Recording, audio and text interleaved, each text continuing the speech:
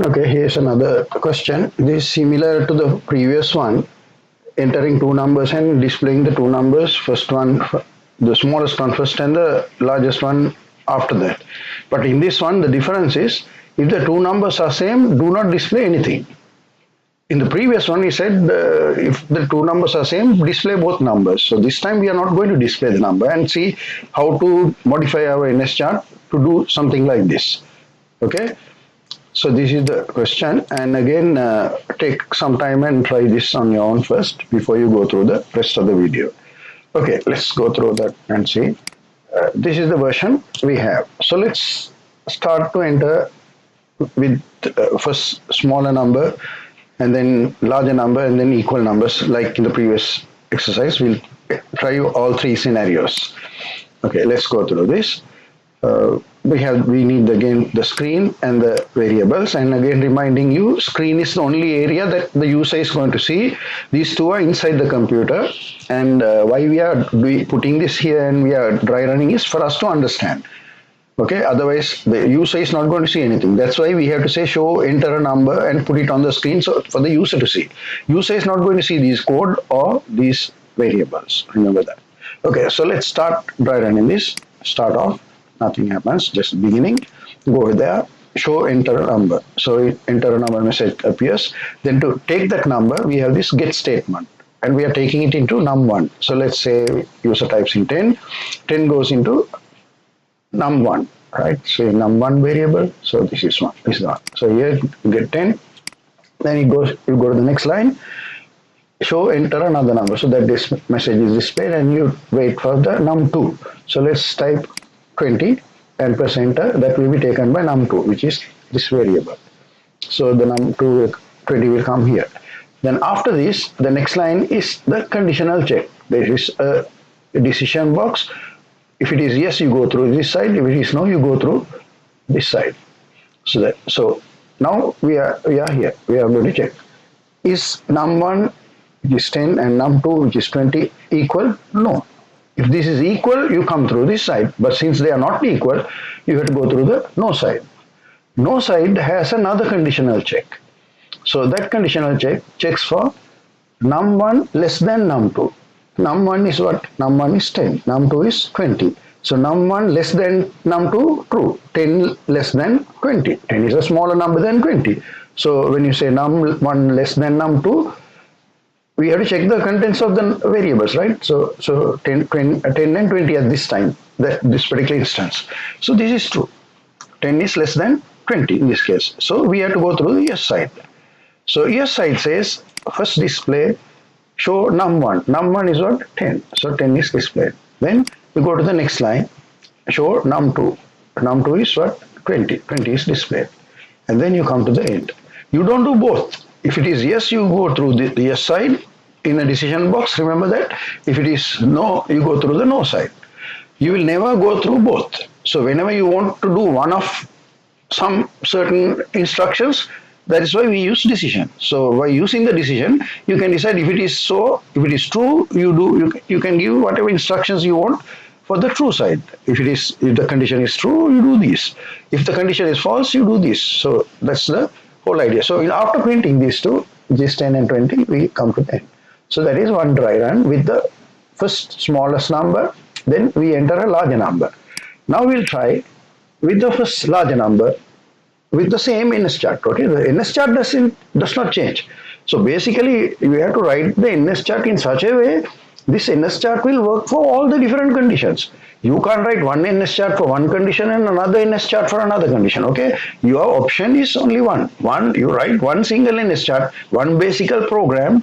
That program you put through all different types of numbers. It should do all whatever we require it to do. That's the whole objective. Okay, for each options or each different scenario, we don't write a separate NS chart. The idea is somehow figure out a way to write one NS chart, and that NS chart should support all the different scenarios. So let's start with a larger number this time. Okay, again we need the screen and the two variables, and then you start. Okay, So again, screen is the only thing that is visible to the user. So when you start dry running, nothing happens there. Go to this one, show enter a number. So the enter a number message comes on the screen. User is seeing that, and for user will type a number. Now to accept that number, we have this get statement, and we are taking it into the variable called num1. So let's put 20 this side and enter. 20 will be taken by num1. So num1 will become 20. Then you go to the next line, and there you say show enter another number. So that displays, and then to accept the second number, we have get num2. We taking into a separate variable. If we use the same num1 variable, what will happen is whatever number the second number user types in will overwrite the 20, because you are putting into the same variable. Then you will not have the two numbers to compare. That is the whole reason why. And remember, one variable can keep only one number at a time. If you put another number, the previous number is lost. I'm just reminding you again. Okay, so get num2, let's say we type 10 and enter. That will be taken by num2, which is this variable. So now the two variables, and so we have both the numbers available because we have two separate variables. If you have to take three numbers, then we will need a third variable. Otherwise, if you put into any of one of these, this will get overwritten. Okay, so right now we are accepted the numbers. Num2 has been accepted. Now after this line, we go to the next line, which is to check whether num1 and num2 are equal. Are they equal 20 and 10? No. So it won't go to the yes, it will not go through this side because this is false. So it will go to the false side. In the false side, we have again another conditional check. Because when you come to the false side, we don't know, it is not equal, we know. So because it is not equal only, we are coming through this side. Now we don't know whether it is greater or smaller. So that is why we need another condition to check that. So now here we are checking, no, you check num1 less than num2. Is num1 less than num2? No. Okay? No, because num1 is 20, num2 is 10. So 20 is not less than 10. So therefore this condition is false. So you go through the no side. And the no side, because of that, we are printing show num2 first. So num2 will be displayed. Num2 is what? 10. So 10 is displayed. And then you go to the next line and display num1. Num1 has the largest number. That's why we are printing that second if you are coming through this side. So that is printed afterwards. And then you come to the end. So as you can see, even if you enter the larger number first and the second number, a smaller number next, still it prints the smaller first and the largest after that. This is the requirement of a question. Okay. So the same flowchart. Okay, right? So now let's see how it behaves, the same NS chart, how it behaves if we put the same number. So again, we need the screen and the two variables, and then let's start, enter a number, the message comes on, and you accept the number into num1. So let's put 25, let's say 25 goes into num1 because of this. So num1 gets 25. Then you go to the next line, enter another number. That message also appears. Then you go to the second, the line after that, which is to get num2. So whatever you type in here will be taken by num2. Num2 will put the same number. We are trying with the same number. So we'll put 25 again and press enter. That will come here. Now after this line, we go to the next line. So in the next line, what are we saying? Is num1 and num2 same? Yes, they are same. So if it is same, we go through this side.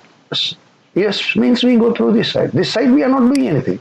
That is why no numbers will get displayed. So after this, we come to the end. That's the end of it. So unlike the entering a smaller number first and larger number next and larger number first and smaller number second, both came through this side. If it is equal, we are going through this side. Why are we doing that? Because according to the question, if the two numbers are same, we don't want to do anything. So I am just saying null. Null means it will not do anything. So nothing will come here, and you come to the end, and that's the end of it. So this is the end result. Okay. Thank you very much. So that brings us to the end of that. If you have any questions or concerns, please put it in the group. Thank you again.